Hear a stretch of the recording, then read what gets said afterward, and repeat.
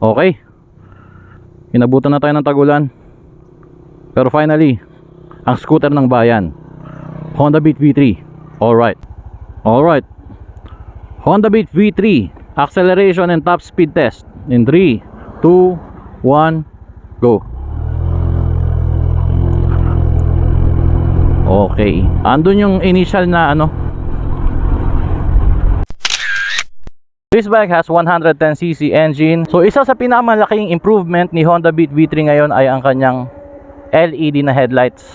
So alright mga Lodi Bros, at ito ang itsura ng isang 5.9.5 pag nakasakay sa isang Honda Beat V3.